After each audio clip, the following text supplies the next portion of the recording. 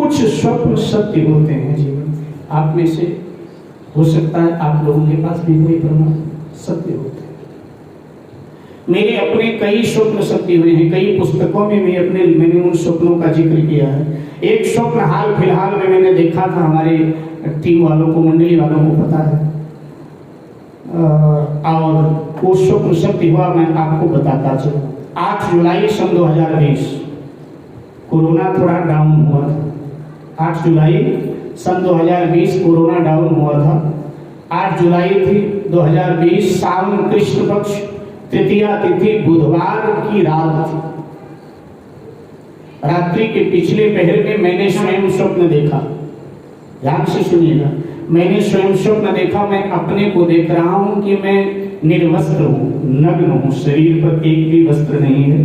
मैं दक्षिण की तरफ जा रहा हूं, भैंसे पर बैठकर, एक भैंसा है उस पर मैं बैठा हूं, मैं दक्षिण दिशा की ओर जा रहा हूं।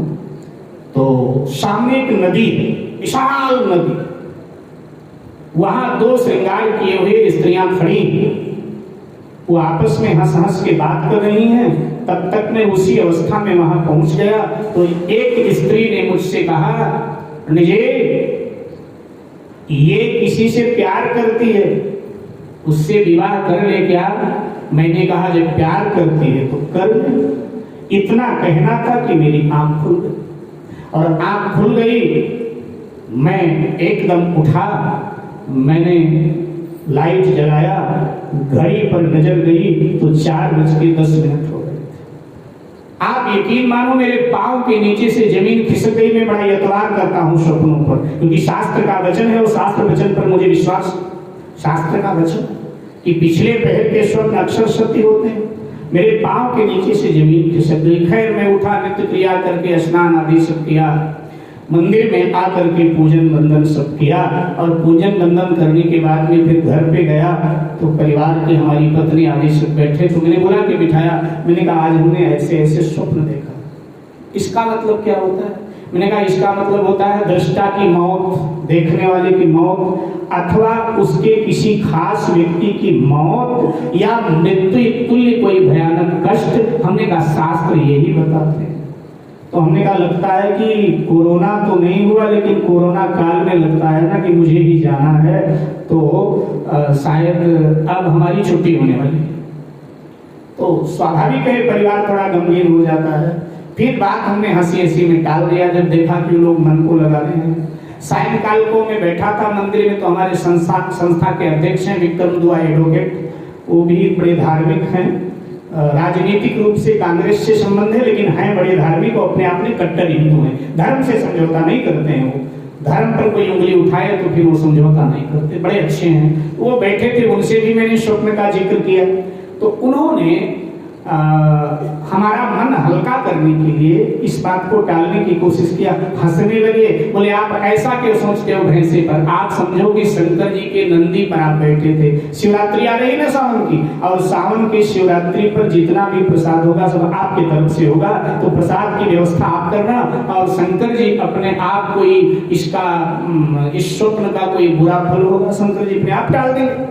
मैंने कहा कि कोई बात नहीं, भोलेनाथ की कृपा है, ये तो अच्छा है, आपने मुझे सेवा दे दिया शिवरात्रि की, कोई बात नहीं। चलो, बीच में एक दिन छूटा, फिर अगले दिन से रोज रात में उसी समय रोज यही स्वप्न देखो। एक दिन बीच में छूटा, इसके बाद में फिर यही स्वप्न में रोज देखता हूं, और रोज देखूं रोज उठूं तो वही समय।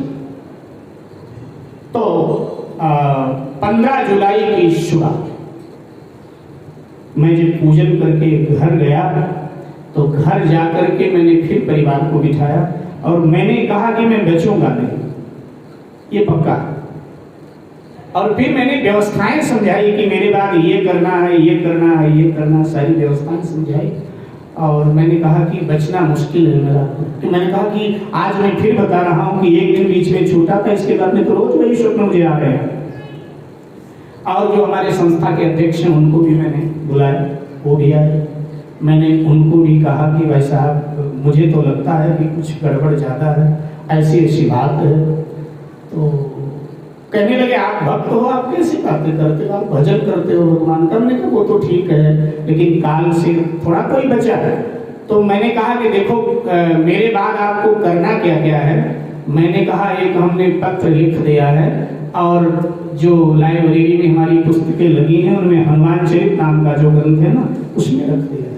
उसके बाद ऐसे ऐसे करना है और थोड़ा परिवार का भी मेरे ध्यान रखना, ऐसा मैं कह करके कह दिया। उन्होंने फिर हमारा मन हल्का करने के लिए थोड़ा हंसे। इसके बाद मैं बोली कि चलो शाम को मिलते हैं। शाम उन दिनों हमारे घुटने में दर्द बहुत हो रहा था। उस दिन कुछ बहुत दर्द हुआ घुटने में, बहुत दर्द हुआ तो स्थानीय डॉक्टर थे, उन्होंने कहा चेकअप करो। तो चेकअप कराने के लिए लड़का मुझे लेकर के चेकअप कराने के लिए यहाँ तिलक नगर आया था। सारी रिपोर्टें वगैरह हुई। इसके बाद में बाहर निकले थे, बाइक पर हम थे तो फोन बजा हमारा। फोन बजा, गांव से हमारे भतीजे का फोन था। तो मैंने फोन उठाया तो हेलो किया तो रो रहा था, रो करके अपनी बातें कह रहा था। तो कुछ बात समझ में आने लगी। तो हमने लड़के को कहा, मैंने कहा गाड़ी साइड में लगा ले। उसने गाड़ी साइड में लगाया, हम उतरे। हमने फिर कहा, हमने कहा बता क्या कह रहे, रोना बंद कर बता। तो फिर उसने कहा फोन पर कि अचानक बड़े पापा भी खा पी करके गाय चराने के लिए निकले थे, अच्छे वाले थे, उनकी मौत हो गई अचानक, वही अचानक शांत हो गए। तो फिर जो होना था भाग दौड़ ये बातें हमने बताई। तो वकील साहब भी कहने लगे इसका अभिप्राय तो ये है कि जो हमारे ऋषि मुनियों ने लिखा है वो कितना प्रमाणिक लिखा है। तो मेरे भाई बहने ये स्वप्न हमारे साथ घटित हुआ, बिल्कुल अक्षरशः समय नहीं, एक स्वप्न और मेरे साथ अक्षरशः घटित हुआ। समय रहा, याद रहा, स्मरण में रहा तो कल आपको बताऊंगा। तो ये स्वप्न अक्षरशः घटित हुआ मेरे साथ। तो स्वप्न सत्य होता है मेरे भाई बहन।